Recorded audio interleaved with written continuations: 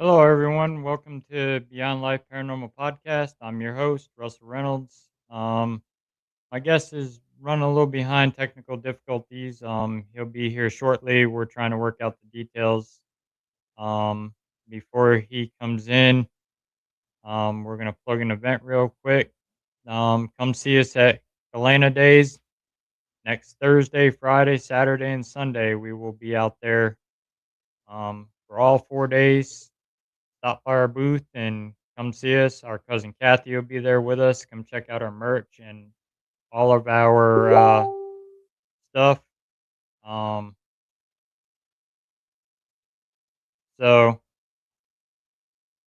with that being said, come see us out there, and you'll you'll enjoy it. I guess they got car shows out there. There's all kinds of vendors, rides for the kids. So, if you want to learn stuff about the paranormal, come out and see us. We'll be out there. Um, and talk to you.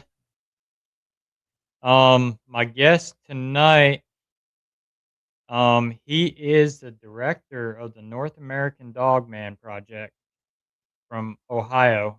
He's been on several TV shows. He's also an author on with several cryptid UFOs, and he's here tonight to talk to us about his project. And as you know, Dogman's a big talk about creature nowadays. A lot of sightings of Dogman, especially here in Missouri as well. So we're not going to keep backstage. Without further ado, my guest tonight is Joedy Cook. Hey, how you doing?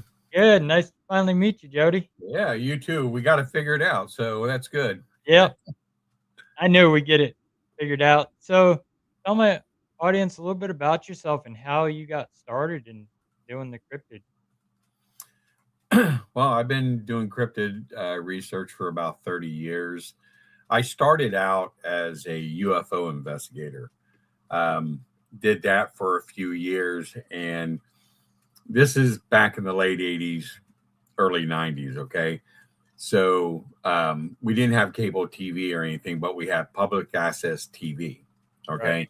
So you would go in, you would rent like an hour, and it was one of the off channels that you can watch it. So we had this show called UFO Update Live, and it ran for about 10 years. So we did a live show the first Wednesday of every month. Had witnesses and guests and things like that. People can call in to the show. So we were getting a lot of cryptid sightings coming in, UFO, Bigfoot connection type things, Mothman, and other cryptids. So myself and George Clapperson, who is now deceased, decided, let's take the cryptid stuff and let's see what we can do with it, because it's a really interesting field. So we jumped on that, and we were just, we fell in love with it. I mean, I still love the ufology part, but the cryptid part, there was something about it, because all these stories that were coming out of Ohio, and that's where we basically started at first, and then we just kind of spread out. They're just wild stories, that people were talking about, and then finding out like history in Ohio, about Bigfoot and Dogman. And at the time, Dogman wasn't really a really known cryptid. Mm, We had a case here in Ohio in 1972 called the Defiance, Ohio werewolf case. And this is where this werewolf Dogman type creature harassed the town of Defiance for about a week. And it was killing livestock, and it was actually killing large livestock like cows. And they were saying, oh, it's a bears. Well, the thing about that is Ohio did not have black bear until 1984. right. Okay. And now we have 44 counties with black bear, because most of the black bear came from Pennsylvania, went down, migrated into West Virginia, and kind of came up. Okay. So that's all the way on the east side of the state. Right. Defiance is on the west side of the state. So that lie didn't work. And it got to the point where the police had to sit there and calm everybody down. So they came up with this report saying, hey, this thing's wearing clothes. So it's got to be a guy in a mask, which never happened. The police department was very, very scared of what was going on. Because actually, I talked to the wife of the deceased chief of police, and she still had some of the files. And yeah, they were pretty scared of what this creature was doing, because first night it attacked 3 men on a railroad tracks. Oh wow! There in Defiance, yeah. And there were, a lot of stuff was going on. Like you said, it happened for about a week and it was gone. And here's the interesting part about it. The rumor is that Stephen King's Silver Bullet is based off of the Defiance, Ohio case. Oh, okay. Because the opening scene, the guy's killed working on the railroad and the movie. And that's exactly what happened on the first night of the attack from the Defiance, Ohio werewolf. So yeah, there's a lot of history, and Bigfoot, is another thing. And here we call it the Grassman. Yep. And myself and George Clapperson were the ones that actually, we didn't come up with the name, but we were the ones that got the name going. We did the research on the name Grassman, because there was a lot of Dutch in Ohio, okay, and a lot of English. And the Dutch that came to Ohio came from South Africa. Okay, they didn't come from Holland. They came from South Africa. So in South Africa, they have a creature they called the Bisfoot, which is like a Bigfoot type creature in Giant Castle Pass. It's an area in South Africa that has a lot of cave paintings of this creature. Okay, so when the Dutch came over and settled in Ohio, well, they were seeing this creature and they were calling it the Bisfoot.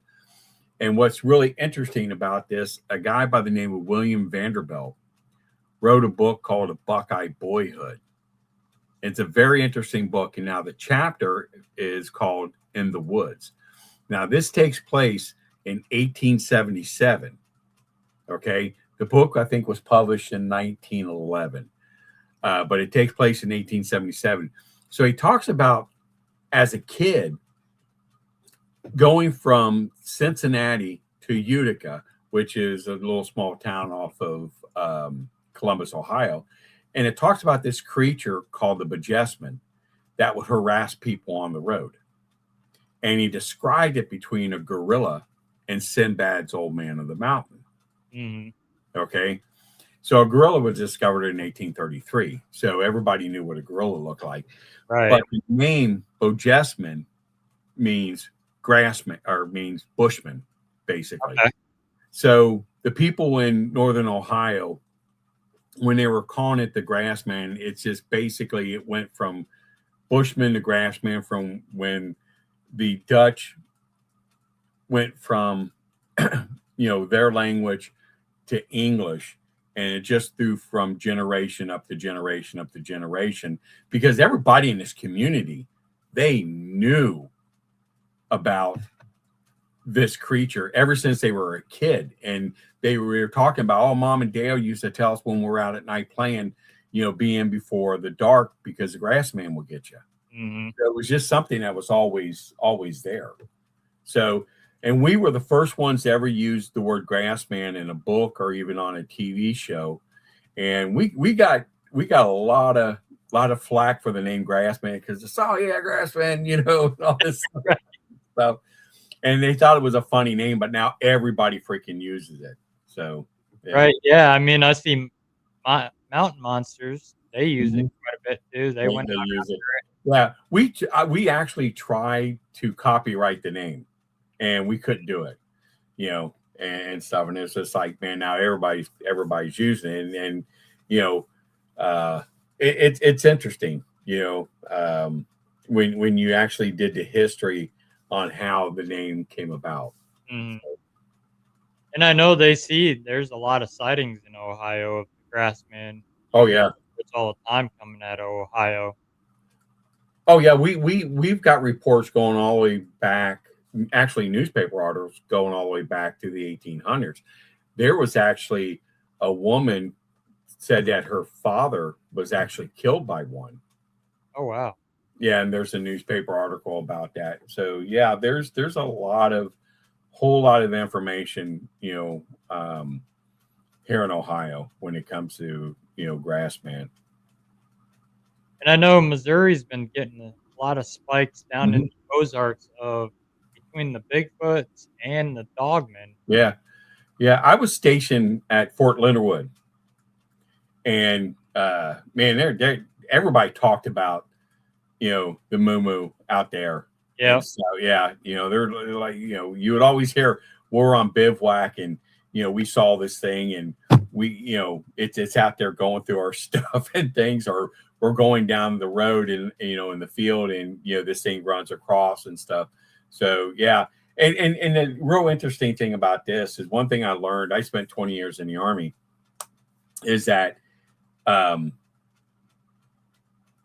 military bases have a lot of cryptid sightings, a lot. I mean, I actually saw a Bigfoot when I was in Michigan at Mm. Camp Grayling.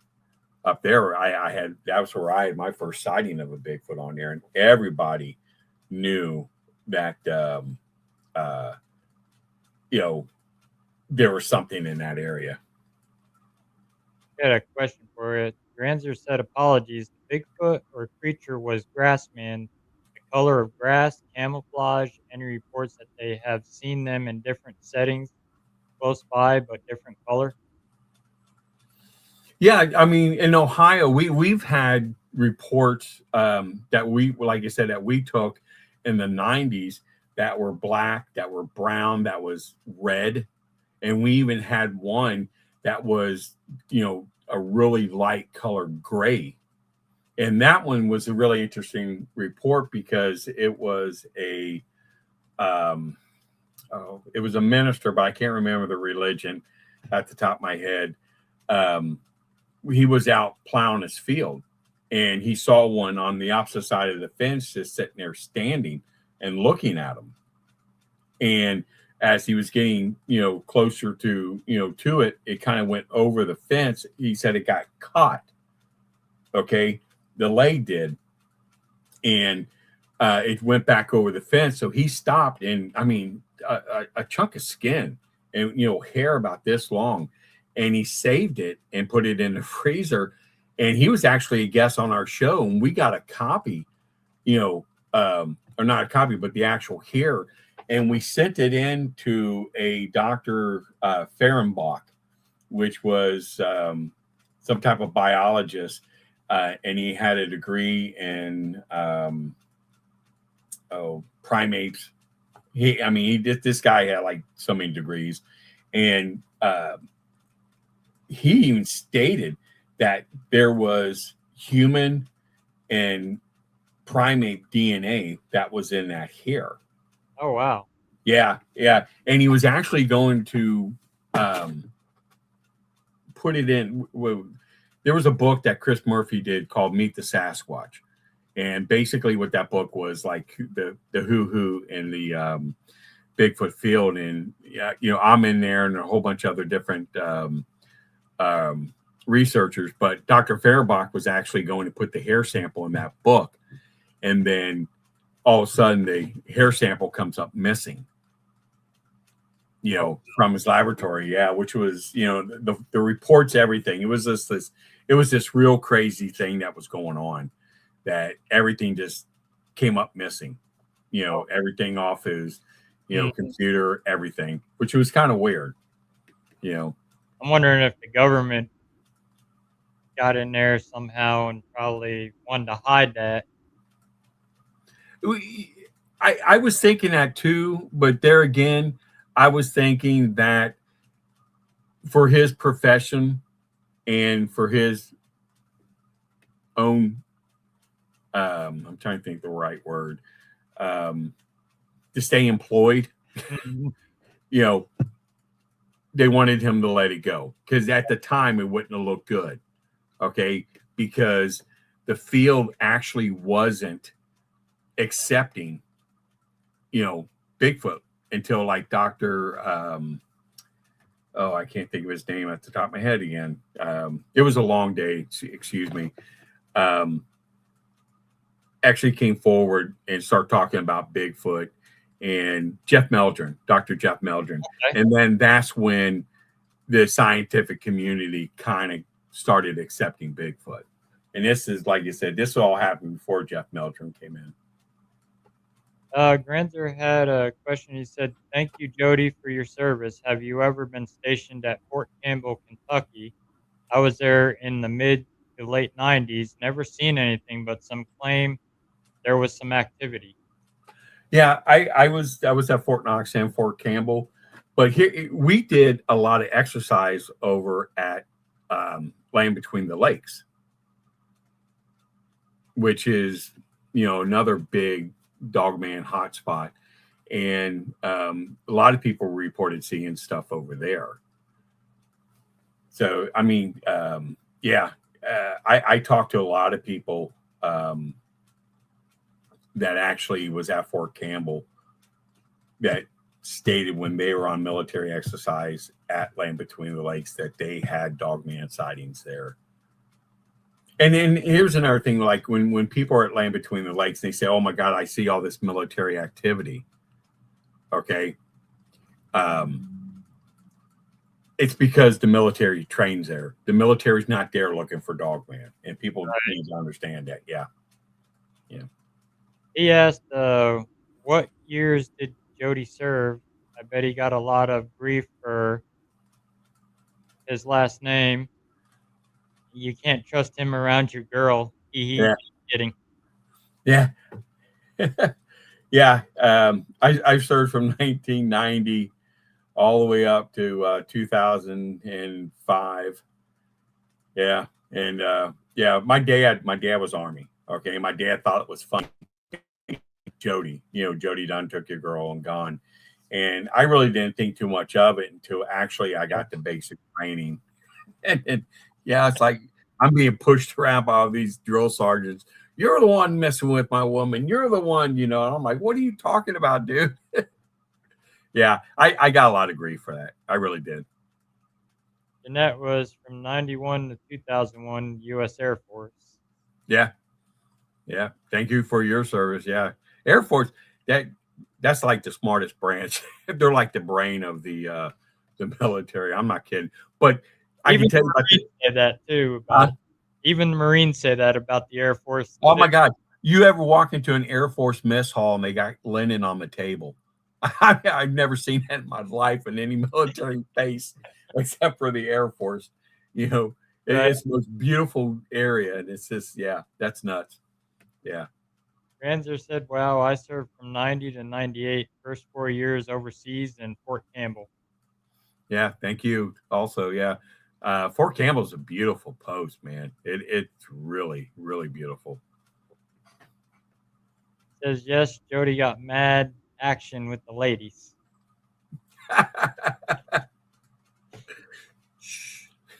I spoke to a guy. He's Terrence Pop. He's a former Army Ranger, Green Beret, Mm-hmm. high level guy, and he was stationed over in Iraq in that old Iraqi prison that Saddam Hussein used to Yeah. torture. Yeah. And he was telling me some of the stuff he's experienced over there with between the paranormal and stuff and the cryptids over there. And he said he was where his bunk was where the acid vat used to be. And he said one night they were in base and this little kid comes running straight through the prison, blows past them and then past the two guards outside and then just disappeared. Yeah, I was in Iraq. It's what's it? Are you wearing the Silver Star you got awarded? I didn't get awarded the Silver Star. I wish. Jeanette's base was Anglin Air Force Base. Yeah, I haven't been. I've been to Ireland, just coming back from Iraq, we stopped over in Ireland. BSR Paranormal says, I trust Joedy wholeheartedly. Others in the cryptid and ghost hunting fields, not so much. They like to steal evidence and lie on each other. What's that? BSR Paranormal. Mm-hmm. They said, I trust Joedy wholeheartedly. Others in the cryptid and ghost hunting fields, not so much. They like to steal evidence and lie on others. Oh yeah, and he 100% or she is 100% right on that. Because I'm going to tell you something. The cryptid field, okay, it's gotten to the point where it's a clique. Mm-hmm. It's a buddy system. You're not going to speak at a conference, unless you're friends with somebody holding that conference. Right. You can go to a conference and you will see, 5 people speaking who spoke at the last 5 conferences talking about the last 5 things they talked about over and over again. The problem is in the cryptid field is that they don't want nothing taken away from their buddies. Yep. Okay. They want the glory to go to them. They don't want the glory to go to you. Okay. And that is what the biggest problem is. You take CryptidCon is the biggest example of, the buddy system, because it's most of the time it's the same people year after year after year. Yep. Same thing. And at the Level and Frog cryptid convention, it's the same people. They don't want to bring anybody in because they don't want to take that away. And yes, our stuff, okay, our website is in the top 100, okay, of all the websites, that's out there. Okay, we were voted in the top 100. We get 5,000 views a month, okay, on our website. And we've had a lot of our stuff on our websites taken off our website and being posted on other people's websites. Phantom and Monsters, we have used our stuff on their website and not even give us credit for it. And they had to, because they had to take it off of our website, right, in order to do it. It's shameful. And I agree. Yeah. The paranormal field and the cryptid field, they're, they suck. They suck. It's nuts, and the drama and the backstabbing and the lies and the bullying that goes on in it is just nonsense. Yeah. I mean, it's nuts. It really is. I don't know. Like I said, it's crap, the way people are treating, because, somebody may have some of the best physical evidence in the paranormal field, in the cryptid field, and they don't want them there because their name's not out there. Yep. And they don't want something, like you said, they don't want something taken away from one of their friends. Yep, exactly. And I mean, even the paranormal conferences are that way too. Mm-hmm. But it was never like that. I mean, because to be honest with you, I started off with all my cryptid stuff going to being asked to go to paranormal conferences to speak, because they wanted to kind of break it up a little bit and bring someone cryptid in. And I did a lot of them. And that's where I was getting a lot of my information from. And one of my best stories that I ever got was when I was at a paranormal conference. What's Keith's last name? I'll think of it here in a minute. I'm really bad with names, but he has like the Midwest Paranormal Conference, the Southwest Paranormal. Yeah. Keith Age. Yep. Yeah. Okay. Keith Age. Who I spoke at a couple of his conferences, before, and Keith always brings me in, and so we're at a conference down in Louisville that he had, Mid-South, and this was a few years ago, and excuse me, the conference was over. There was like a bar restaurant that was in the hotel. Okay. And we went into the bar, restaurant to get something to eat. We're all sitting at the table. So I get up to go to the bar to get a drink. And there's a guy sitting there. And, I said hi to him. He said hi back. And the thing about people in the military, you can look at someone and tell they're military or they're prior military by their haircut, by the way they're dressed, their tattoos, things like that. By the way they talk, you can tell. Okay. And I knew this guy was military just by looking at him. And he says, what's going on here?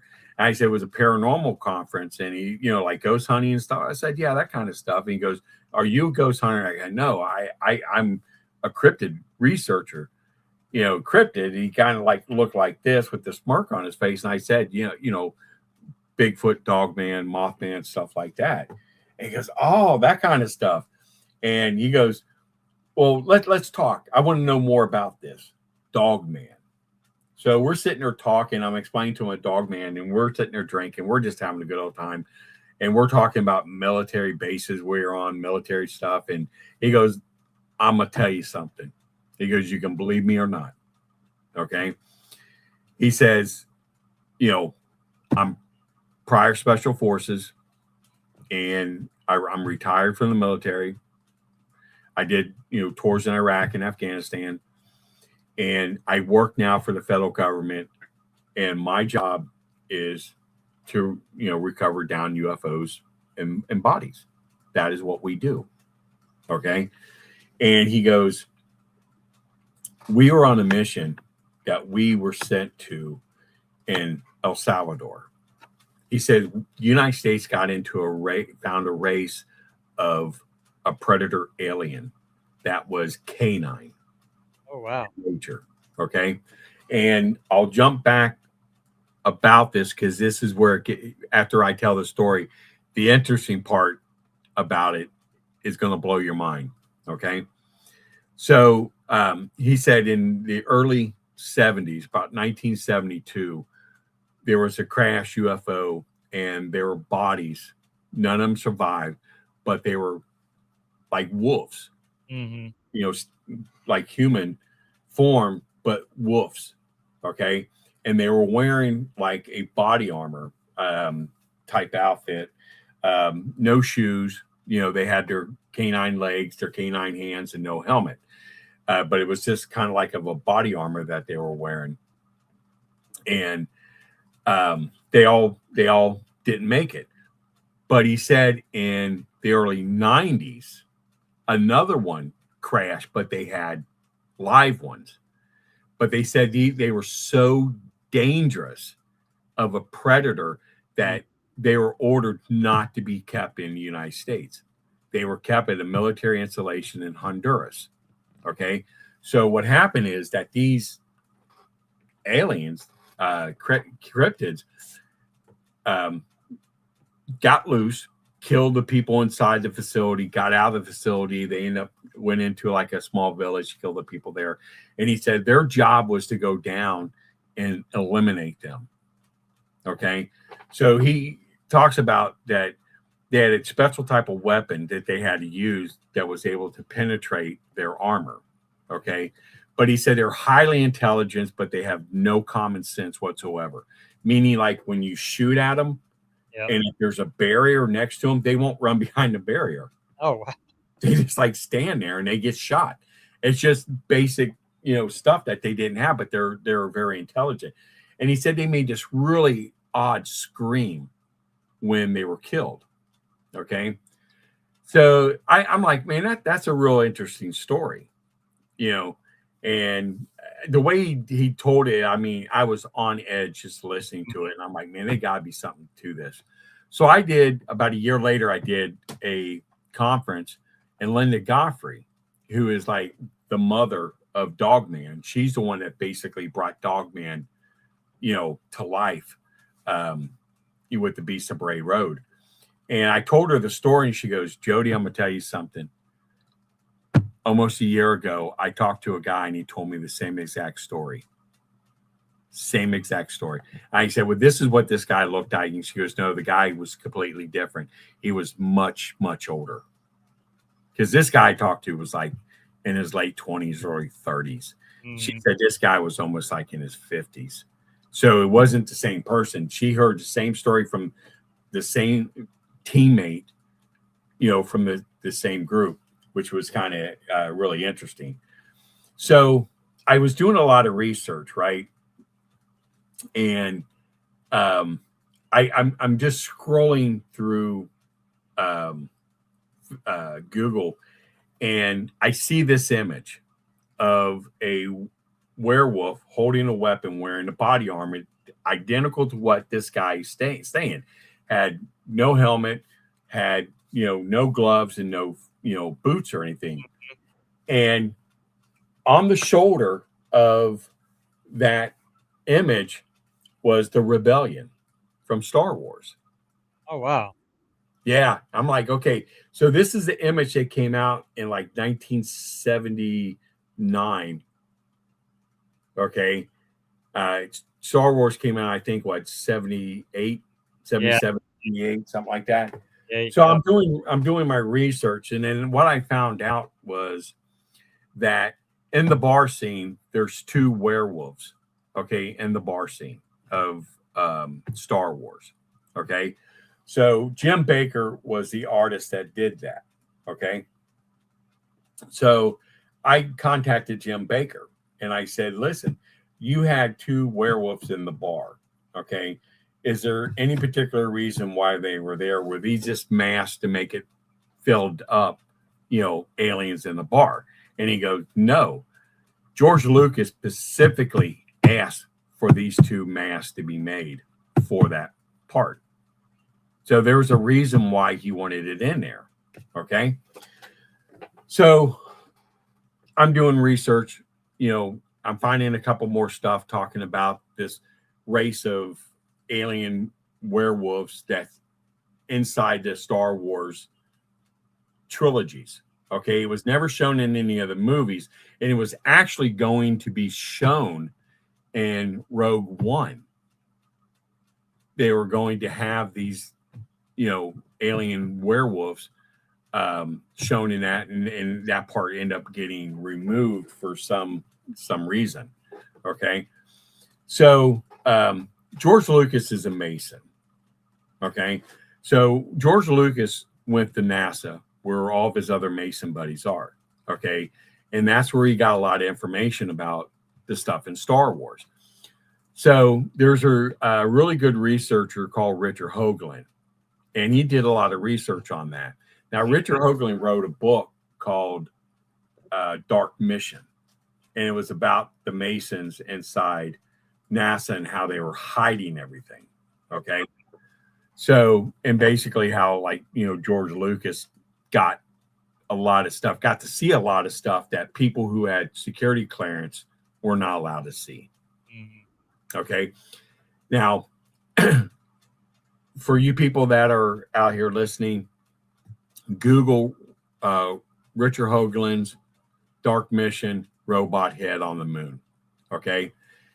And in there, he talks about a spaceship that crashed on the moon, and there were drones there. Okay. And the drone's head is, I'm not kidding you, it's CP3O's head. It is, it's crazy. It's a color picture. So Google it and you'll go crazy when you see this. Now, there's a picture of the Millennium Falcon inside of a moon crater on the moon that NASA took. And that's where he got the Millennium Falcon from. He got all this stuff from NASA. And that's where he got these werewolves from NASA of the crash from 1972. Okay. Yeah. So yeah, it's crazy. I mean, it's all wrapped up into everything. Now, is Dogman an alien?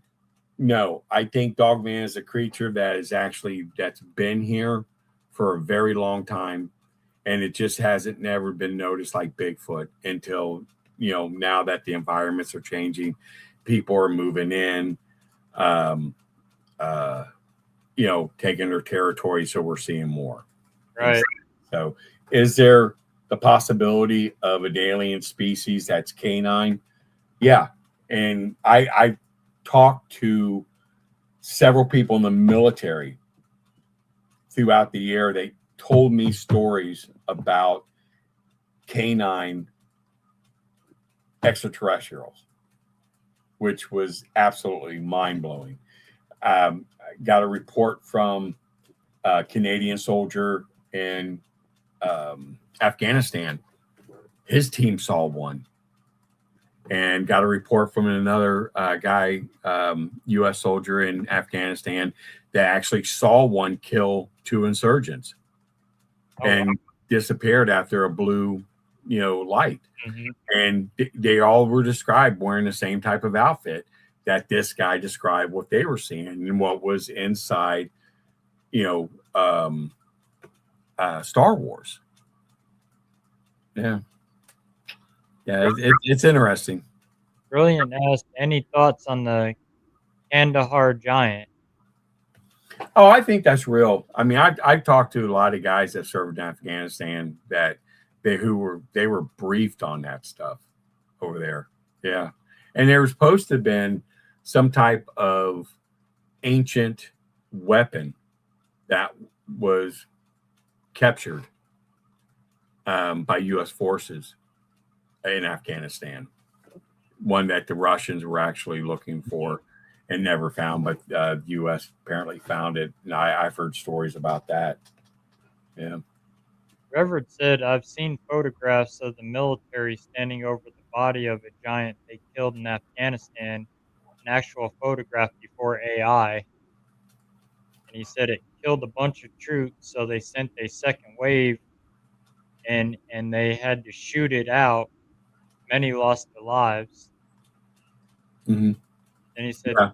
recently, the footage of the door at the Giant's Causeway that opened on the video has been examined and found to be an actual door, not AI. I'm trying to think if I saw that that video. Is that the one where the door opens and it steps out? I'm just wondering if that's the one he's talking about. And then he said, Granzer said George Lucas got this info, then he acted like he created the term sci-fi, sued ABC with Battlestar Galactica. Yeah. Not a Lucas fan at all. Way too big of an ego. Yeah. Yeah. But like I said, Lucas got all of his stuff from NASA. And his buddies, who's a Mason. And that's why he was able to see things, that most people. And like I said, if you look at some of the trilogy of Star Wars on some of the different characters, you'll find out they're connected to stuff that we deal with today, because there's even a werewolf that's a Jedi Knight. So where did that come from? Right. And do you remember oh god, there was a toy called Hellcats or something like that? Yeah, actually I do remember that. Okay, you know what I'm talking about. Yep. And what's odd about that, now this is back in the 80s, I believe. They were fighting a race of werewolf aliens, which I thought was kind of odd. Right. And it's like, where did that come from? Where did they get that information back in the 80s? For Hellcats, fighting off a werewolf alien species. Right. I mean, it's crazy. It's crazy. I mean, we even had a lieutenant colonel with the United States Air Force came to us and told us that he was part of the Space Force. And he goes, listen, the Space Force has been around since the 1980s. Okay. He said, don't be fooled. It's been around. And he says it's probably been around a little bit longer than that. Okay. And he said, we deal with a lot of different alien species. Most of them, technology we can handle in a fight. Okay. There's some out there that, we probably couldn't, but as the will of humans survival, we can do it. Right. Okay. So he said they were briefed on an alien species. Okay. And he said this particular species, they were briefed by another alien species about this alien species. And they said, you need to watch this particular species. Okay. They can't be trusted. And don't let them be fooled. Don't let them fool you. You need to reach out to them first and let them know we know what you're up to. Okay. Mm-hmm. So what this alien species does, he goes, I was on their ship. There was a group of us, along with the other alien species, and we were on their ship and doing negotiations and stuff. And because they were showed a hull inside the ship that had massive amount of drones. Mm-hmm. Okay, not like flying drones, but human body type drones. Okay, but they weren't human; they were like creatures. Okay, and he said they were like werewolves. They all had like wolf heads, wolf bodies, and stuff, but they were like wearing body armor. Right. It was odd. So what happens is that this alien species, they go to a planet, they release these drones onto the planet. They create havoc. They're killing people. They're destroying stuff. The species cannot defeat them. Mm-hmm. They come in, kill the drones, save the day, becomes friends with that alien species, get into their society and get into their government, and then completely take them over. Okay? Mm-hmm. That is what this alien species does. And this is why the United States was basically told, you don't trust these guys. But like this colonel was telling me, that's what he saw were these type alien creatures that were werewolves wearing body armor. And when I sat there and I showed him the picture of the Star Wars character, and he goes, yeah, that's exactly what they were wearing. That's what they look like. And it's like, man, that's crazy. That's crazy. So like I said, you can Google, Star Wars Alliance werewolf, and you'll see all these images show up of this werewolf, wearing this type of body armor, which is odd. That's like I read somewhere on the gray aliens that the government's letting the gray aliens inhabit the earth here to test out people, probe them, and the government has a deal with the aliens, the gray alien species.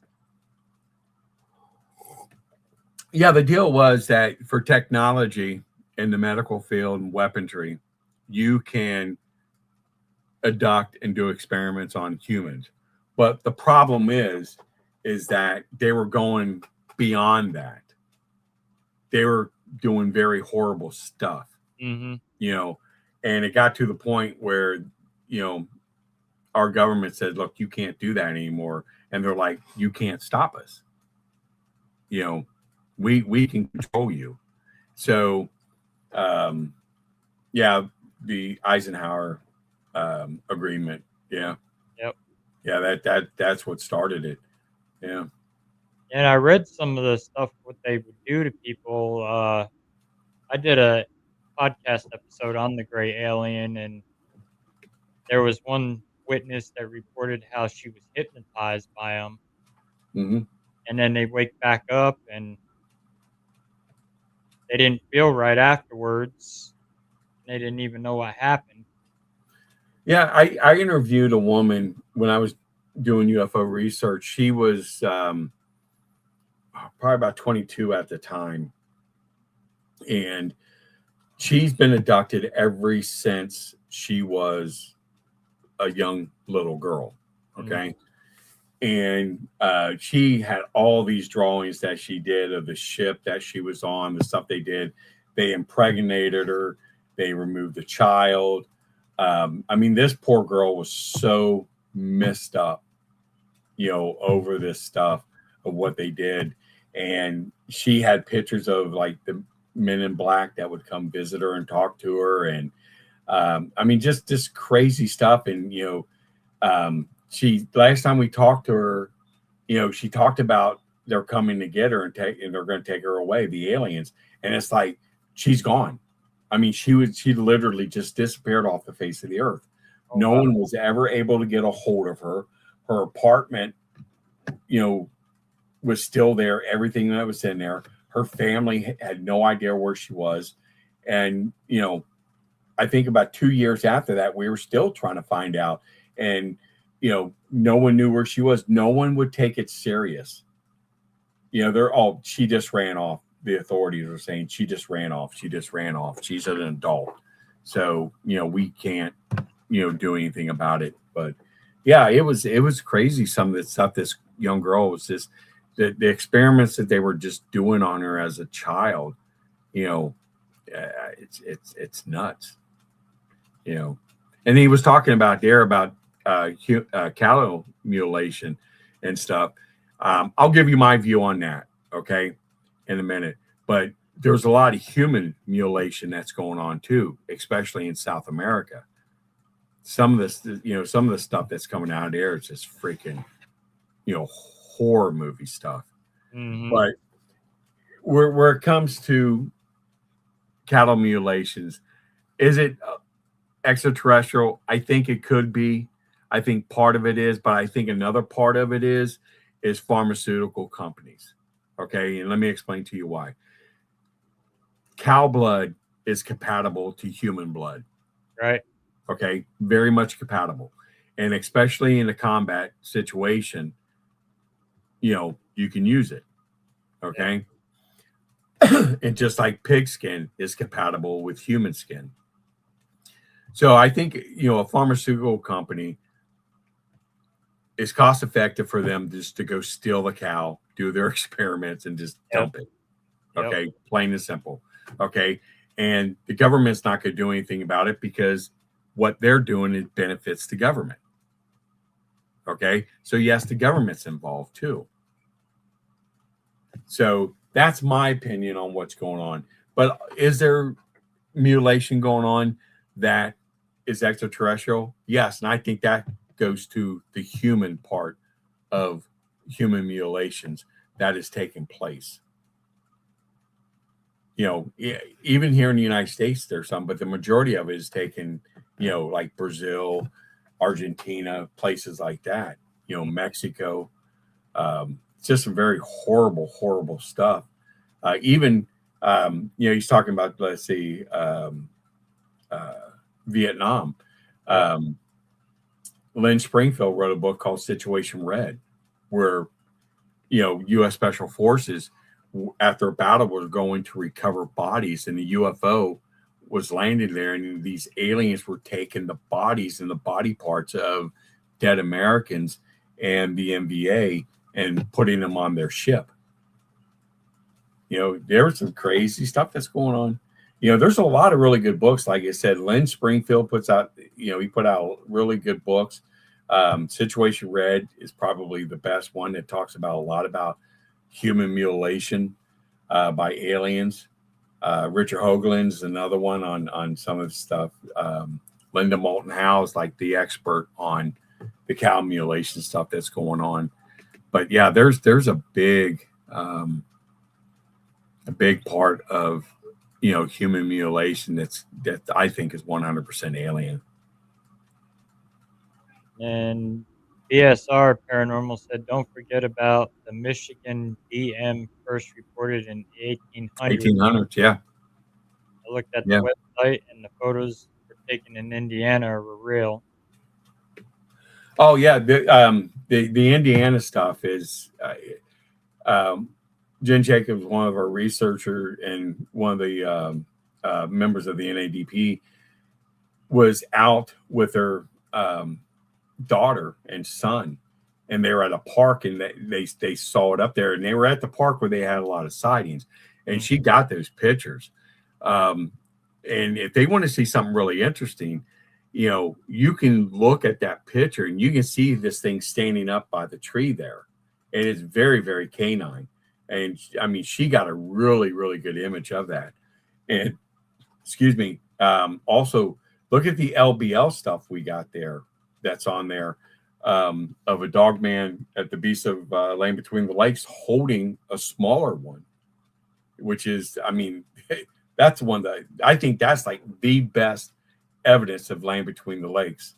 And Pat and Joe were the ones that actually took that picture or that video on thermal.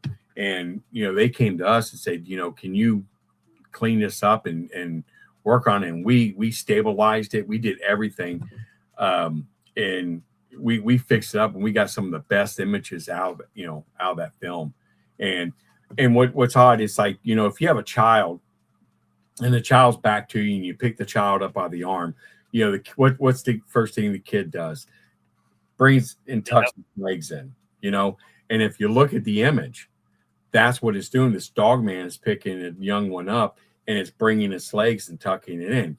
So we figured that this creature is a type 3, which is, looks like a werewolf, but the legs are human and the feet are human. Because if you look at some of the pictures on our evidence section, you can see a human style foot with, 3-4 toes with claw marks. And that's a type 3. The canine is one that has basic, the canine style backward legs. So, yeah. So the one in that picture is definitely a type 3. Awesome. I know my buddy Carter Bouchard, our Missouri Bigfoot researcher, he got some good, compelling evidence. He was out on an expedition down in the Mark Twain National Forest. Yeah. And this Bigfoot, he left the game camera out there, and he's got a Bigfoot hand reaching in front of the camera. And it counted out everybody that was in his party. It left rocks laying on the log. And he had a doctor out there that went off by himself, and that rock was separate from the rest of the party. And he was telling me that night he had a thermal out there, and he seen one walking upright, and then it started shrinking, and it shrunk down to an orb and just disappeared. Oh yeah, we did a lot of that. Where it's either interdimensional or it's it busts down to an orb. Now, the Skinwalker Ranch, okay, we did an investigation there a few years ago, and we did most of it was outside. We kind of got to go on just a little bit on there and stuff, but the Dogman and stuff that's there, a lot of people say they go into like a blue orb, or a blue orb comes towards them and it turns into like a Dogman, especially around the Skinwalker Ranch. Yeah, it's crazy. Some of these stories that these people are talking about.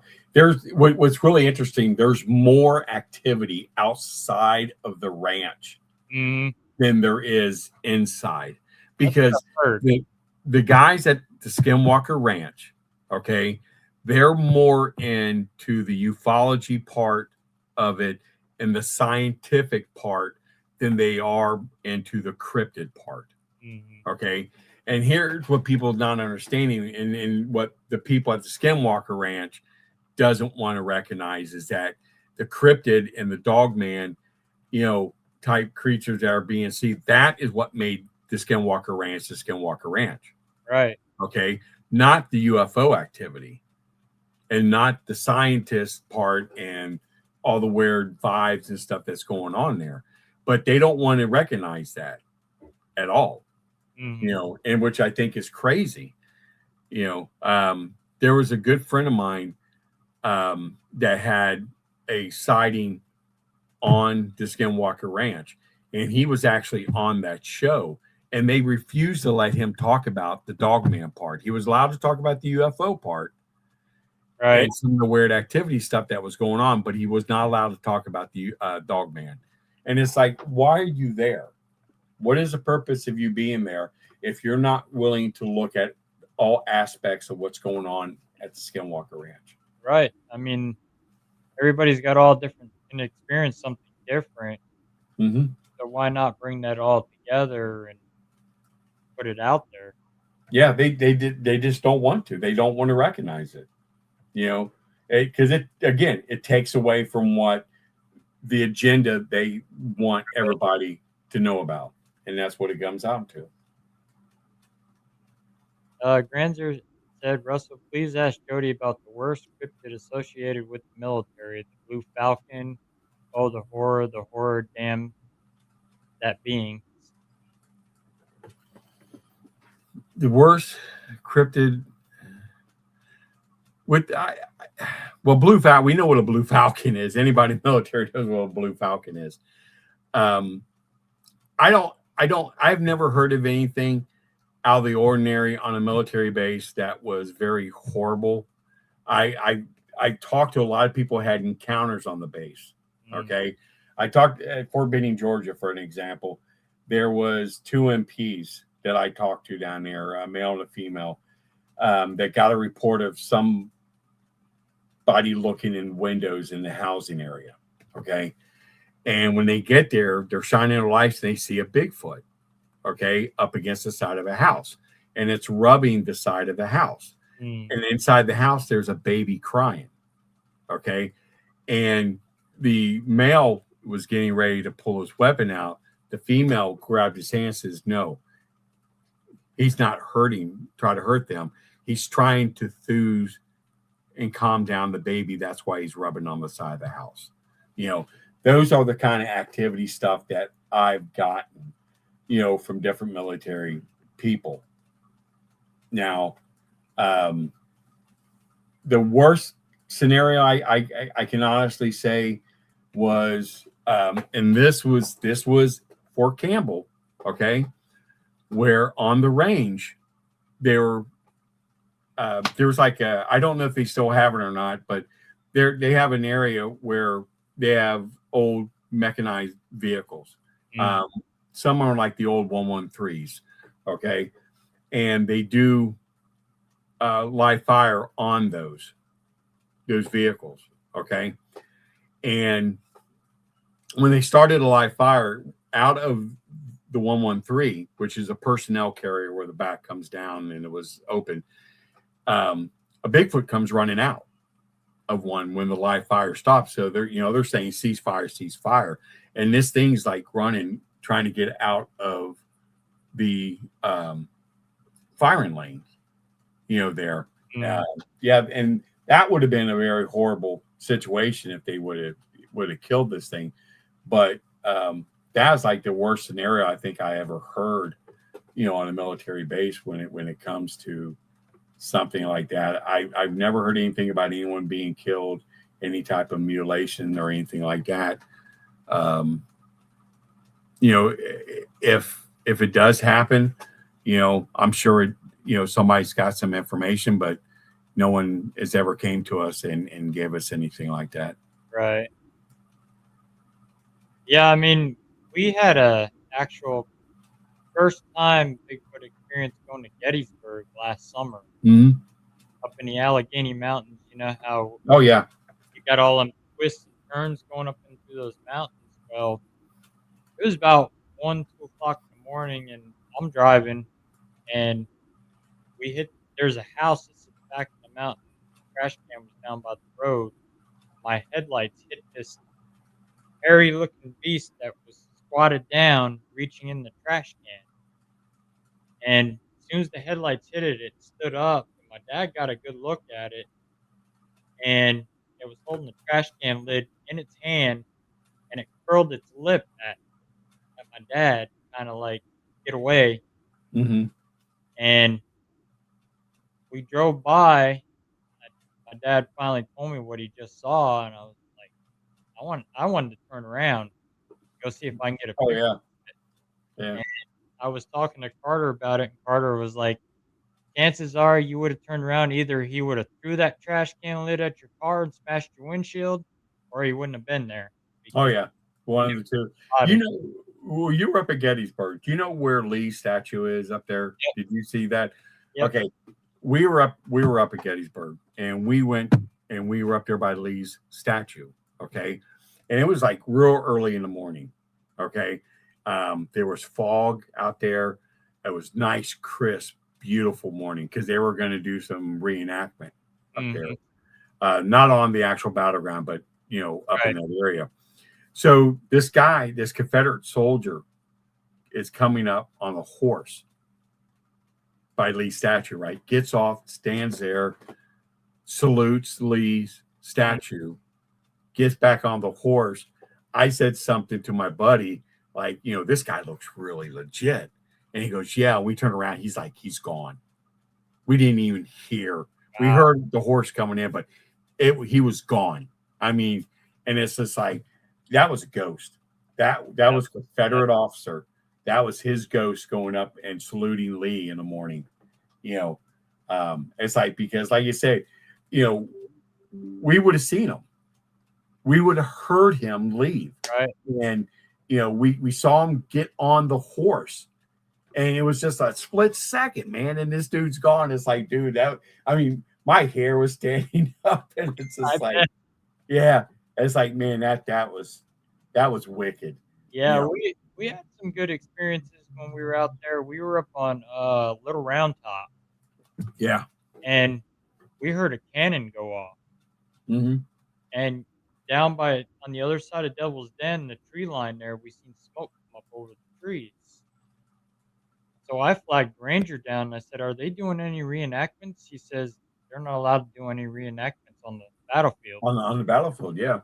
And so we just heard a cannon go off, and it sounded like it was down there by Devil's Den. He says, we just heard that too. And I said, we seen smoke roll up over the trees, like one of those cannons fired down there.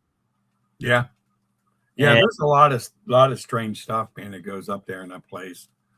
I caught some a man in a Chinese guy in Chinese armor down on the bloody field down there. I was live on Facebook, just letting my viewers see the battlefield, and sure enough, this figure pops in the frame and then just disappears.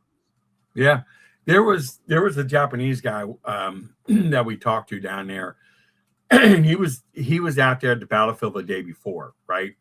Mm-hmm. Early in the morning and stuff, wanted to get some pictures of the battlefield, and he said, Union soldiers.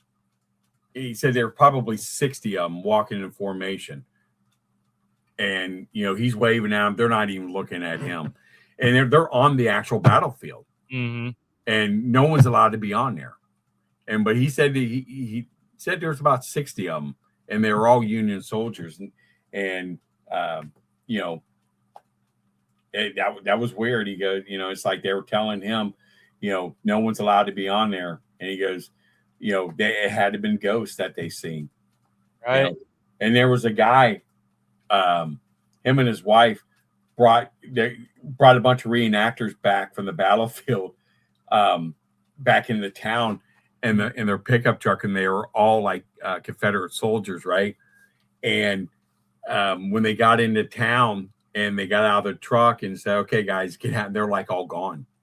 They're like all gone.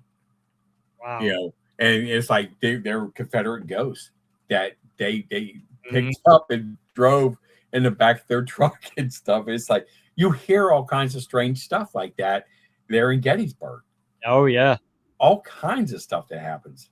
I mean, when I was live at Devil's Den, I replayed the video and listened to it with headphones, and you could actually hear boots marching. Oh, yeah. Hear horses galloping with me as I'm walking. Yeah. And could never explain it. And then I went down to the bottom of Devil's Den and walked that bottom. Yeah. Or past down there. Have you ever did anything at South Pittsburgh Hospital? No, I haven't yet. Oh my God, that place is wicked. I mean, it's wicked. A lot of stories come out of there. Yeah, I did an investigation down there, and we're up on the, I guess it was maybe the second or third floor. I can't remember. And I'm walking down the corridor, right? And I've got my recorder on, and I have my phone with me, my camera and everything on my phone. and all these empty rooms and stuff. And I just walked past this one room, and as I'm getting ready to pass it completely, I looked over, to my left, and there's a little girl that was sitting on one of the beds in this room. And this is right up by where the nursery was. Okay. And I stopped and I go back to look, and she's gone. But there's like a mist that's right there on the bed. And I watched this mist move from that bed all the way over to the other bed coming towards me. And at the same time, I got my camera on my phone. And boy, I'm like clicking, and it's like she comes like right past me. I mean, it was a mess of like a form of a child. And I didn't hear her or anything, but when I went back to listen to my recorder, you hear her like sing and laugh and like tap dancing down the hall, which was, I'm like, man, this place is weird. There was a dark figure they would see in the basement up there, and they would also see it in the back area. I think on the first floor there, by the reception area is, they said they see a lot of the black this black mask type of human, there. Yeah, it was pretty. It was scared. It was a scary place.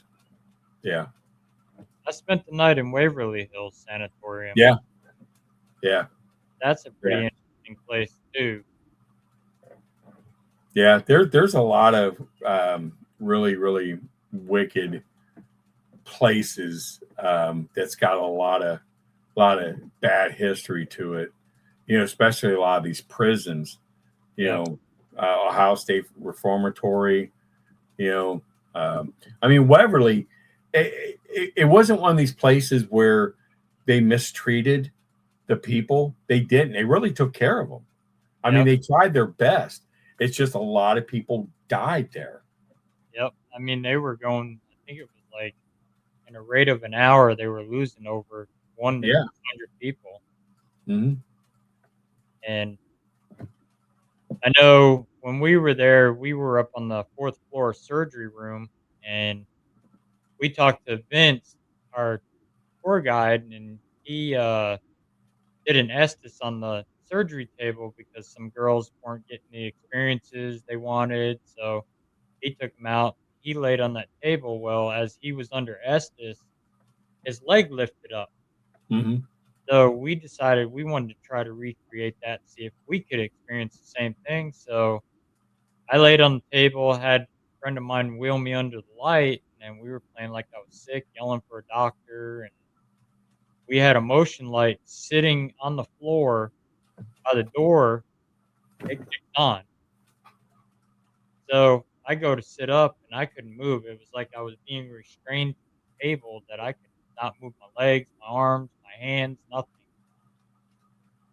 And shortly after that, we hear 2 loud female screams, blood-curdling screams outside in the hallway. Mm-hmm. And we had another team that was in there that invited us. And right away, I said, text that other team, find out where they're at. They're on the opposite side of the building, out on the roof doing an Estes method on the 5th floor. That's 502. So it was none of them, and I'll never forget that experience. And then as we were walking back down the hallway, this child figure comes running down the hallway directly at us, blows in between 2 of us. You can feel the static and the cold air just come right past us. We both looked quick, like, what the hell was that? And then it just disappeared. The other team come in behind us, and I asked them if they seen anybody run down that hallway. They never saw it. Mm-hmm. Yeah, I talked to someone that I guess it's the cold storage where they would put the bodies in the morgue there. Yep. That people like to go in there and lay and stuff in there, get their picture taken. But this one guy I talked to, he said he was in there, and he said like everything just went dark. I mean, it's just like the lights just went off, you know, and it got really, really cold. And he just said he felt that his body was moving through like another dimension, Mm-hmm. and it was terrifying to him because he said it felt like it was hell that he was going to, and all of a sudden someone opened up the door and pulled him out and Mm-hmm. things. But he said he goes, I honestly feel if no one would have came in or got me, Right. I would have been gone. I would have been stuck somewhere. Or I would have died or something, but it's the heaviness that you feel, Yeah. when you're there. Point Pleasant, West Virginia, is another place where the Mothman. I mean, you walk into that town. I mean, it's just it's heavy, you Mm. know. They have a hotel there called, I think it's the Low Hotel, I think it's called. And a friend of ours was staying there at the hotel. We were at the Mothman Festival, and she like looks up and she's looking at the window in her room, right? And she takes this picture and she goes, "You got to look at this. This is weird. You guys got to come up with me." And there's like the skeleton type image figure in her room looking out at the festival. So we going up there, and like there was no one up in the room. No one was able to get in there or anything. But she's like, "No, I'm leaving. I am not staying in this room tonight." Yeah. There's it was weird. What was weird about this? I got this crap scared out of me, and it was over something funny. I go into the hotel, and I'm waiting for the person to come back. No one's in there, right? And I hear like a little bike, and this kid wearing this, nice shirt with a bow ties on this tricycle pulls in, just sits there and looks at me, and like turns around. I'm like, because I heard like ghost sightings in this of children. I'm like, Right. dude, I think I saw a ghost. And he laughed. And he goes, "That's my grandkid." It's just, but this kid just had this odd looking look on his face, and he dressed like out of century, Mm-hmm. and it was really weird. He goes, "He likes to do that stuff." I'm like, well, yeah, he almost had me crap on myself, because the kid's got some humor to it, And Kind he's only like 5 years old, yeah. of reminds you of the creepy twins from The Shining, where they The just Shining, yeah, stand at yeah, the end of the hallway and stare at you. yeah. But yeah, that was the image that came to me, is like, here we are. I heard so much stuff about this hotel, how haunted it is, people that were there, it was crazy. Was it Shanling in New York? Have you ever been there? I've never been there, but I've always gotten invites because I'm Yeah, I did. I actually, they had a conference night. They flew me into New York, and that's a really wicked hotel. I mean, I was up on the very top floor, right? And I go and I put my bag. There's like a little room with a bed, and there's like a larger room with another bed, right? So everybody decided they're sleeping downstairs. Okay. I'm like, why is everybody sleeping downstairs? And so I'm like, okay. So I go up onto the very top floor. I unload my bag, everything's sitting on, my bed and everything in the bag. And I go downstairs and we eat, we just have fun. I go up to go to bed, and everything is back in my bag on my bed. All right. No one's been upstairs because I had the key. Right. And I'm like, man, I can understand why and stuff. So I went stuff downstairs because they had this big room with like 5 or 6 beds in it where everybody slept because everybody was too freaking scared, because this place it's wicked, man. It's David Roundtree came in, right, with another researcher, and they went into the basement, and they ended up freaking digging up human bones. in the That's basement. Yeah, I've heard something about that. You know, and I mean it was crazy. Um, and then I'm it was like Sunday night, right? I'm getting ready to leave, and my flight wasn't until like real late, so everybody's like sitting outside. Most everybody's gone; they left already. I'm sitting in the main living room, Mhm. okay, and I'm just kind of like dozing off. I'm sitting like this, and I see a cat, okay, and the cat's like moving kind of odd, and it's kind of like going under stuff and coming out. And I got to, decided I'm going to go out and have a cigarette. And I said, to the owner, I said, your cat's in here. Do you want me to let it out? And they're laughing because we don't have no cats. It's a ghost cat. And Mhm. they showed me this video of this cat that they got inside that would like appear and disappear. And it's on film. It's really, really odd. And it's like, no, you saw the ghost cat, you know. So don't worry about it. I'm like, I'll never ever come to this place again.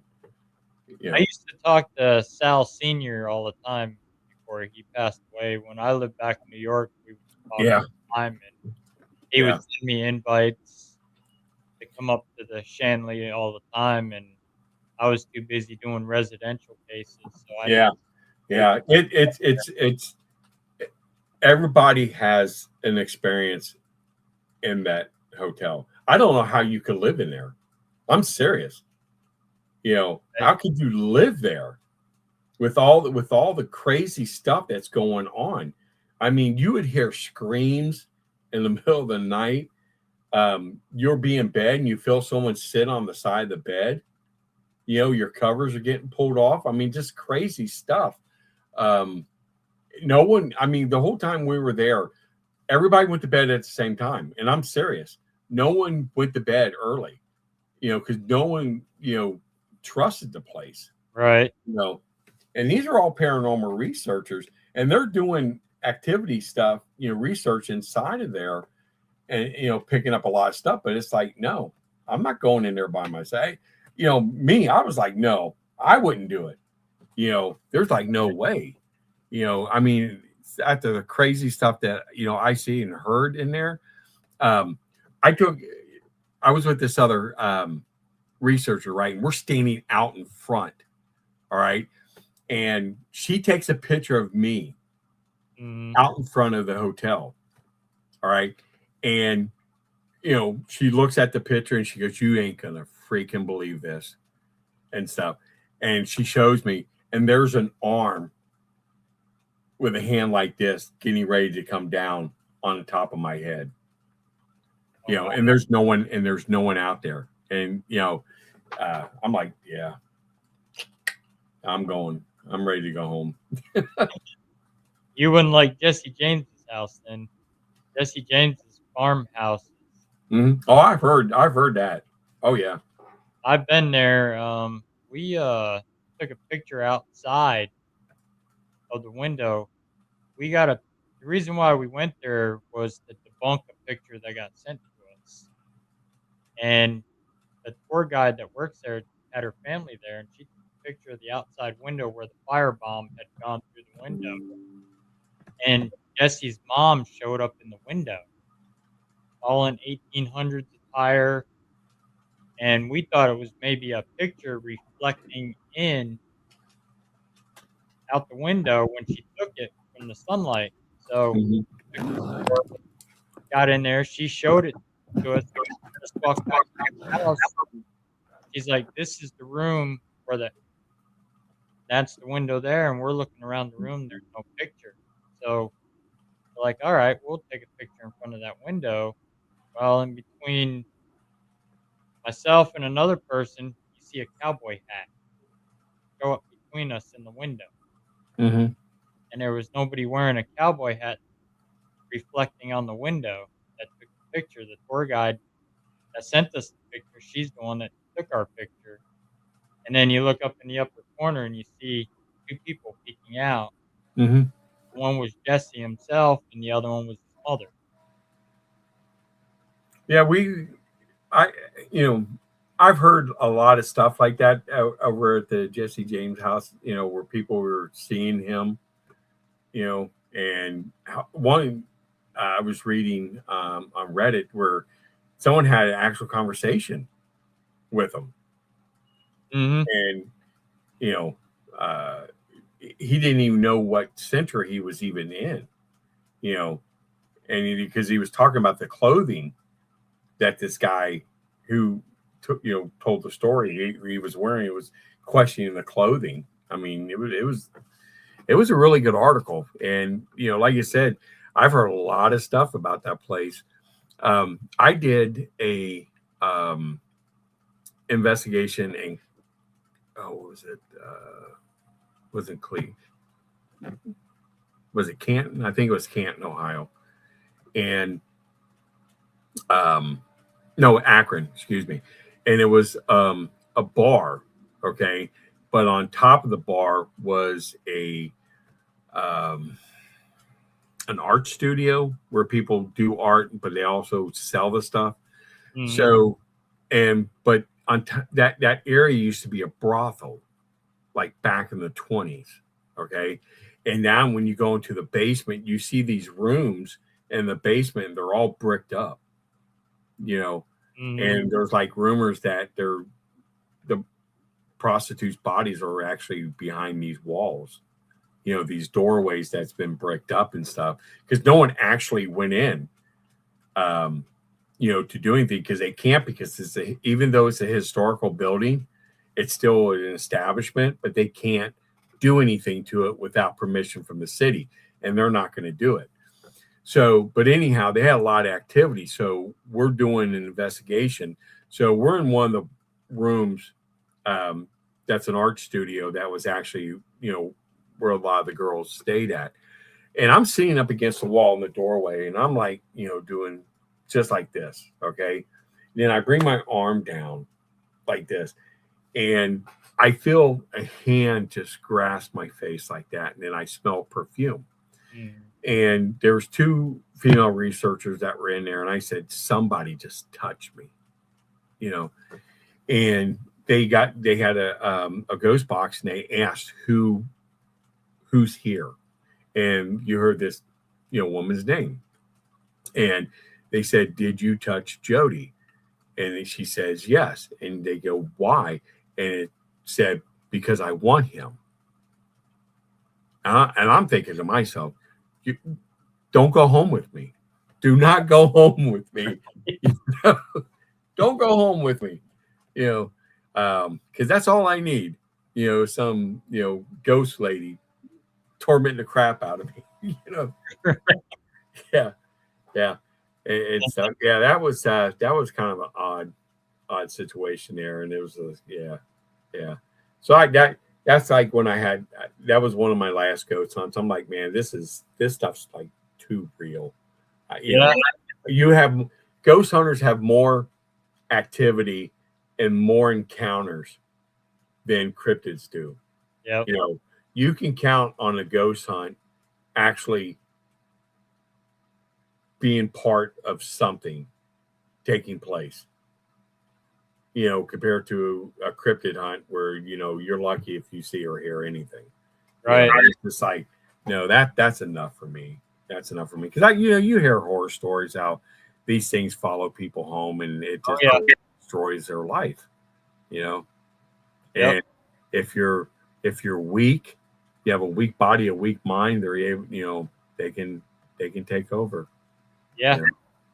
It is true, and I mean, even your darker stuff too is out there too. We deal with that also, and it gets tough. I mean, I've got scars on me from darker stuff being scratched. Oh yeah, yeah. I've talked to people that had some really nasty stuff happen to them. Scars on their bodies. Yeah. Scratch marks on their bodies, and that were so aggressive that the scars are still there. Yep. I've got the one. They're right here on this arm. I've got that one is still visible. Yeah. And that was at a case I did in Oklahoma in somebody's house. Yeah. I mean, I think, someone's personal home, I think a lot of that activity is a lot worse than that's like what's in Yeah, hospitals and yeah, prisons and stuff. I don't think it's because it's small enough, but the fact of it is that it's contained in a smaller environment, yep. compared to being able to move in a larger area. So it's basically where it's contained. You That know. you're dealing with people with a lot of mental illness and Hmm. history of drugs, alcohol, violence. Yeah, yeah. I mean, you want to hear something weird? Um, the the story of The Exorcist. Okay, Mhm. um, the real victim was a boy, not Yep. not a girl. And do you know the United States Air Force has possession of the bed and every single piece of furniture that was in that bedroom? Oh, wow. Yeah, is at Scott Air Force Base. And why would the military want that other than Yeah, trying to weaponize exactly. it? Yeah, You know, exactly. trying to weaponize it. And when you take something that dark and that evil and you try to, weaponize it, man, that's going to backfire on you Yeah. because there's no other reason for the Air Force to have it. Yeah, exactly. It's in a a sealed area, on Scott Air Force Base. Yeah. They better be bringing in a priest to Oh yeah. keep Yeah. They their better do church. something because you don't want to screw with that entity. Yep. The one that's dealing with that. And that was a strong one. That's why it took so many exorcisms on that boy. Hmm. Yeah. That's that's what a lot of people don't realize with that darker stuff. It The rough. Booth brothers, you know them? Yep. Okay. They did a documentary on the original. I can't remember the name of it, of the original Exorcist story, and they were selling the um, copies of the original journal that the priest kept. And now, I mean, that's horrifying. Some of the stuff, if that was in there, that this priest was documenting what was going on. And man, it makes you not want to, even dabble into that. Yeah, I suggest people to definitely look for that Booth Brothers video and watch it because it's got some really good stuff to it. Let's Grant, see. he's asking Jody, what got you into this field? Movies, TV shows, documentaries, books, radio shows, stories passed down, personal experiences, or other? What got me into everything, and now I'm talking like the UFO field, cryptids, everything, was when I saw the Legend of Boggy Creek as a kid. That got me hooked. Because we had a little wooded area by where I lived growing up, and I remember after watching that movie, I'd get my BB gun and I'd go out looking for Bigfoot. I'm not. I mean, I was like really, really into it, and even I remember in sixth grade because that's when the movie and stuff came out, Yeah.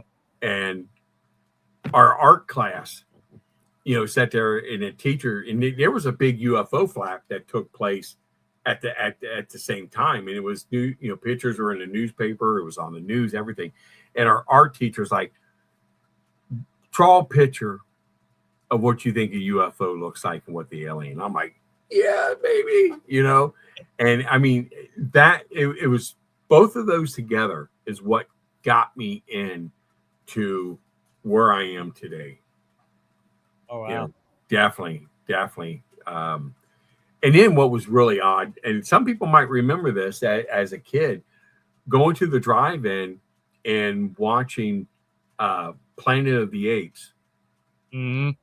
Okay, now they used to use the Patterson film as a preview to Planet of the Apes.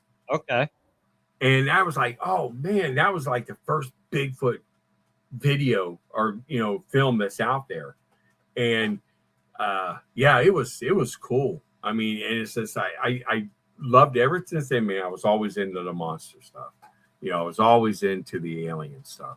I would go out at night, just stand in the backyard with a flashlight, turning it off and on, hoping to get a UFO to sit there and signal me back.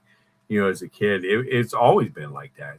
And like you said, if I would have ignored all that as a kid, I don't think I would be where I am today. Right? Yeah, Yeah, it's like a calling for us. yeah, it is. Uh, you get to it to where it overtakes you, and you end up spending more time um, dealing with that when you should be dealing more time with your family. Yeah. You know what I'm saying? Um, and what kind of backed me up a little bit, slowing down was, I had a daughter that had a really bad um, illness, and she needed a lot of extra care and stuff like that. And that's kind of like slowed me down because, you know, say, hey, I need to spend time with my family now, Yeah. and so forth. So yeah, it was one of these situations that you get into that it does, man. It pulls you in, Yep. and you eat it, you sleep it, you watch anything, you read anything, you know, it drags you in. Yep. And that is true. I mean, the paranormal drug me in. I had that NDE at 12, passed away, and I was brought back, and I ended up having these abilities where I could see them, and Hmm. for the longest time, I had to hide it through school so I didn't seem like that strange kid, but Right.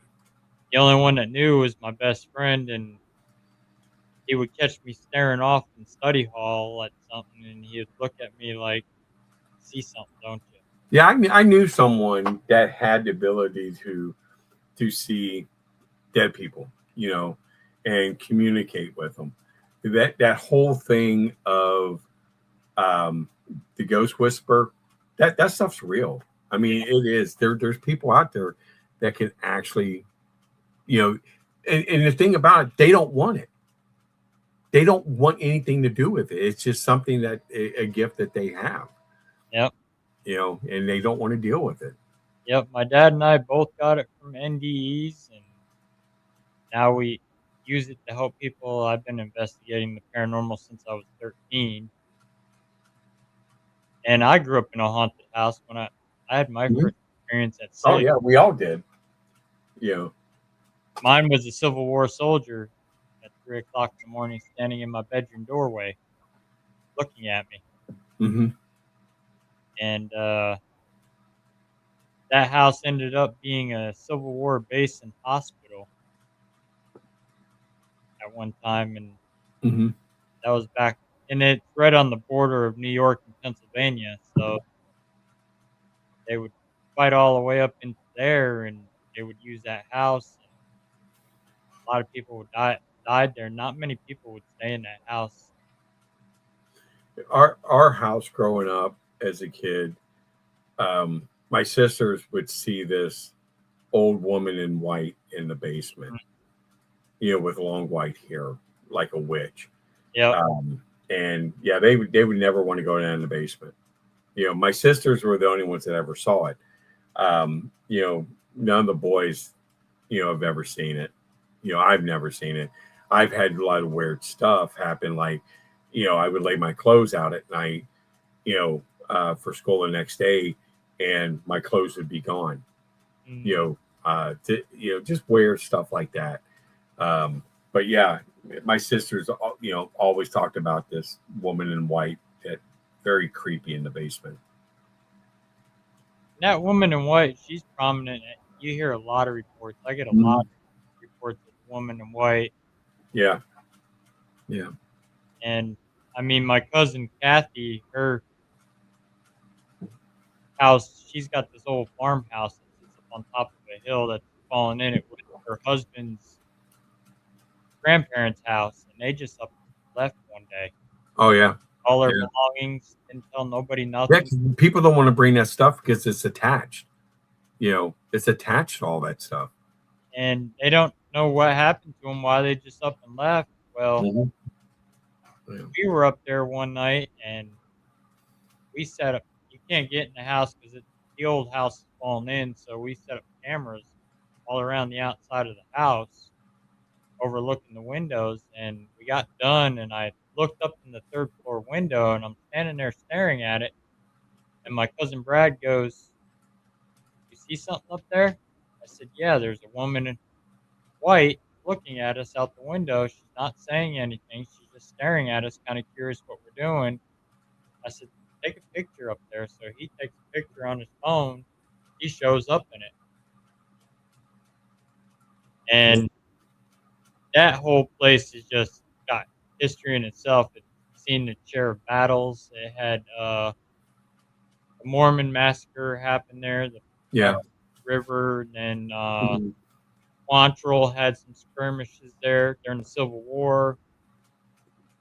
They've got diary entries from my cousin Brad's great grandparents, Jesse James and the Youngers hiding out there. They would let them hide out in the barn, and they would feed them. Jesse would pay them, and in the diary, the daughter had a crush on Jesse James. She absolutely loved Jesse and she was still a little girl, and I guess she wrote in her diary that she used to sit on Jesse's lap, Mhm. and Well, that's interesting. Yeah. we went down one road where the Crooked River is. I mean, it looks like it would be good habitat for cryptids also. I mean, it's dense forest down in there on the Blue Jay Trail, Yeah. and I mean, that you'd be out there all hours of the night, and you hear gunfire, cannons going off. They had a history of slaves and Native American slaves, Mhm. all kinds of stuff out there. And her house is just like a portal where everything just goes in and out. I've heard a lot about different areas like that where battlefields took place and things where there's portals and just a lot of crazy stuff going on. General Boggs was killed out there during the Mormon skirmish, and Hmm. he died on that property. Once in a while, it'll smell like fresh grave dirt. Hmm. It'll smell in the house. She'll smell cigar smoke. And a lot of they smell the gunpowder. Yep. A lot of people get that, especially around Gettysburg and things like that. They smell like freshly burnt gunpowder, Hmm. and there's nothing in the area. Yeah, yeah, I heard that a lot, especially around any type of Civil War battlefield or Revolutionary War battlefield. The smell of fresh gun smoke, gunpowder. We're gonna go back out to Gettysburg. We want to go out to Reynolds Woods out there. Hmm. That's my cousin who was killed there, Major John Franklin Reynolds.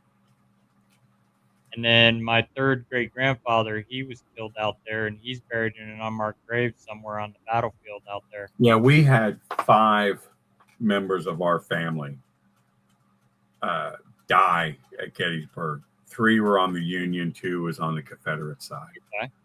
So that's like 5 generations just completely gone. Yeah, we had there, and then Revolutionary War is my family's the first settlers of Rhode Island. They were the Mhm. colonial settlers. Reynolds, the Kenyans, the Greens.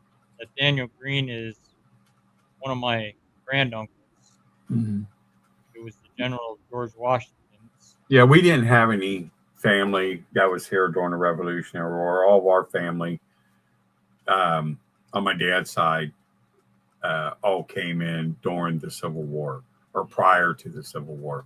My mother, you know, she was Irish. She came, their family came from Ireland, you know, Yeah.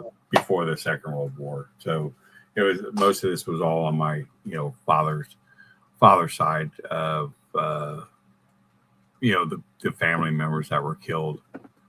Yeah. Yep, there was 2 on my dad's side. One was 18 years old, his first day out, Hmm. and got We had one that was 16 years old. Yeah. Yeah. and A lot of young people. and then the other one's on my mom's side, the William Gregory, my third great grandfather. Hmm. He was about, I think I read he was about 25 when he was out there. Yeah. Another cool, interesting experience in Devil's Den. I walked up. You know where General Warren, the statue of General Warren, standing Yeah. on the rock. His statue. Yeah. I walked past that, and you can look over the hill, and they had that rock formation. As I stepped over the hill, I see this figure peek out from behind the rocks, and it was a Confederate soldier in a gray uniform. He was peeking out, and he looked at me, and then quick ducked back behind the rocks. Hmm. Where where the cannons were, they got a section there at Gettysburg. There's like 3 or 4 cannons Hmm. that they have there, and there's a lot of activity, you know, late at night or like real early in the morning, where those cannons are. I've talked to so many people that have actually seen, soldiers like loading the cannons and just looking like firing is actually taking place, but there's no firing, but they're smelling the Yeah, gunpowder. You know, yeah, I know when we got in the Gettysburg.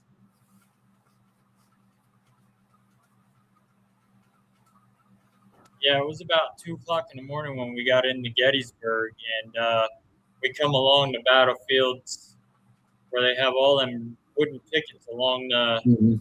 the road. And as we come through there, you could see like the haze just come over the battlefield, like remnants of smoke just Oh linger. yeah, I mean when they filmed Gettysburg, the movie, they you know they it was filmed there, you know, there in Gettysburg. A lot of it was, and they were reporting seeing, you know, phantom soldiers, and I mean, just like crazy stuff that was taking place where, you know, Confederate soldiers were, and that no one recognized, that were in formation, you know, for the movie and Mhm. things like that, and they would like disappear, just all kinds of crazy stuff that would take place when that movie was going on. Did you get to check out the orphanage when you were out there? No, no, no. We were there for just like for 24 hours. We're passing through, Hmm. and we stopped for the night. We got there early in the morning, stayed for the night, and left in the morning. We didn't get to go a whole lot around there. Didn't even get to go in town as much as we wanted to, Right. but there's enough people that's there, man. You can sit all day just listening to stories. Oh yeah. Everybody's got a story. Everybody had a story that was going on. Like you said, that's when we saw that Confederate officer. And it's like this guy he was dressed to the period. He looked it, and I know it was an apparition that was there. You know, so Yeah, we our hotel, we stayed at the Days Inn, which is near the battlefields, right? yeah. And we woke up in the middle of the night to a soldier standing in our hotel room. You know what? I've heard a lot of that taking place down there, and especially at night, where people were seeing a lot of aberration of soldiers and stuff, just like marching down the street, talking to people, yelling at people. You know, there was a bar there. Someone was saying that, oh, what was it? They were saying, I'm trying to figure out the way she was talking. that there was a group of Confederate soldiers that were like sitting in the back of this bar, but they were watching people, Mm-hmm. and they all had their guns and stuff. And like no one saw them come in, no one ended up really seeing them leave, but they just had this like odd looks on their face, is the way she was describing it, you know. And there was a woman that told us that when she went into the female's restroom, there was a woman wearing, you know, period outfit, you know, telling people, you know, you gotta run and hide. You know, the Yankees are coming. The Yankees are coming. You know, and it boom, they're gone. You know, and it's like normal to these people out there. You know, Yep. they don't freak out. It's like it's normal. Yeah.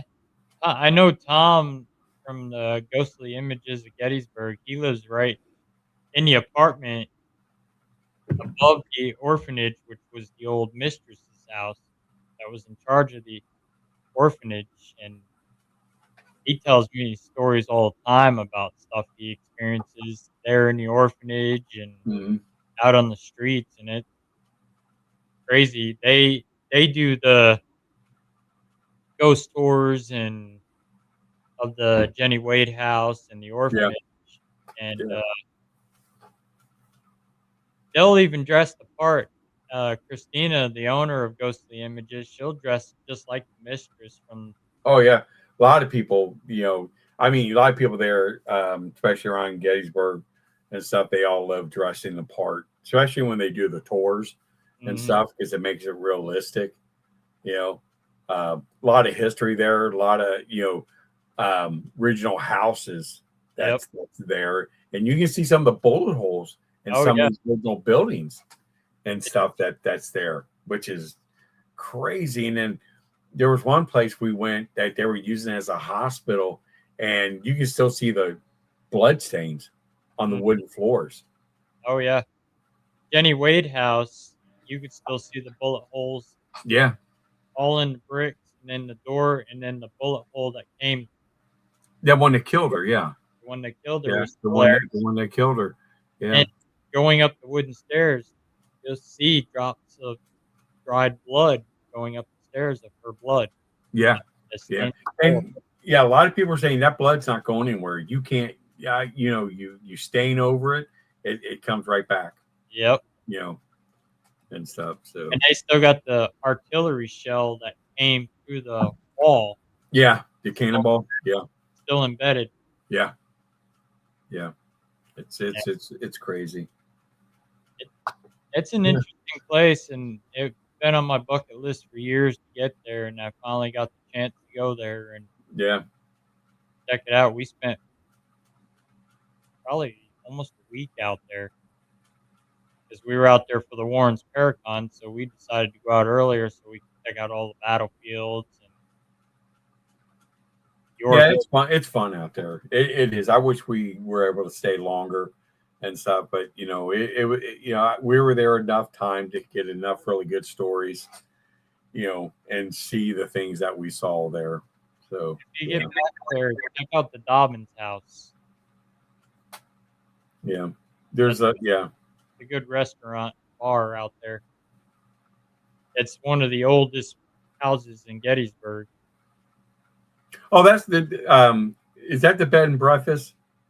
No, it's Or is that actually the one that's the restaurant? it's the restaurant. It's the restaurant. Okay.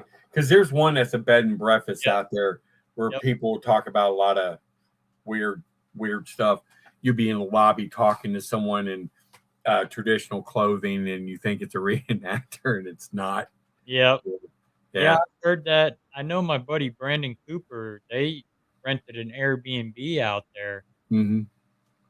and it was on quite a few acres of land, and they had some strange stuff going on out there. They actually stayed up and investigated the Airbnb, and Hmm.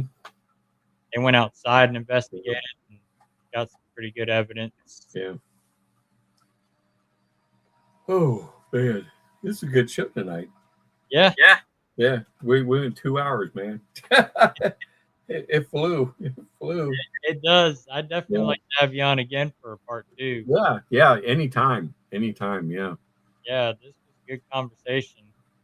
Yeah. It was a good show. We talked a lot. So yeah. That's how I like to do my shows, kind of like a round table. We see where the topic takes us. Yeah. And you jump on different topics. That's the best part. Yep, When you break the monotony up a little bit. yep. And that's the way I like doing it. Yeah. Yeah. I mean, anytime you want me to come back on, uh sounds good to me.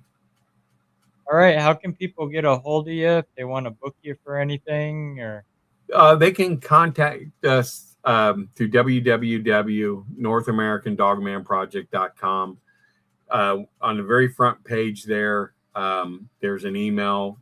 It's nadpquestions@hotmail.com. Those are for basic questions and stuff like that. Go ahead and email me through there. You can also there's another email a little bit further down that you can email there too, where you can file your report. My Facebook page is the best place. Is contact me through there, or any North American Dogman Project page on Facebook. You can sit there and contact me through there. awesome. Yeah. Or my regular email is oc4bfs@hotmail.com. Oscar Charlie, the number 4, Bravo Frank Sam @hotmail.com. And you connect, through there also. All right.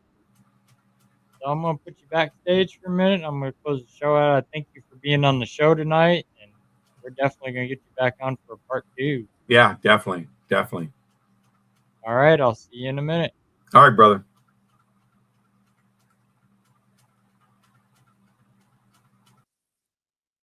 All right, guys, thanks for tuning in tonight. Um, and I hope you found the show informative. Great guest. We're definitely gonna get him on for part two. That was a great conversation. You got to learn a lot tonight. We will be on Sunday night. My dad and I will be at 8:30, along with Carol Garcia and Rebecca. Um, so with that being said, remember, if you're being bullied in the paranormal field, you do have a voice. Nobody's better than anybody in this field. We're all after the same common goal: prove the existence of life after death. So with that being said, everybody have a good night. God bless, and we'll see you Sunday. And remember, next Friday night there will not be a podcast because I will be at Galena Days in Kansas for 4 days. We may be on that Sunday night if we're back early enough. So with that being said, everybody have a good night. Stay safe out there if you're investigating this weekend, and safe travels. So that being said, have a good night. Stay safe. God bless.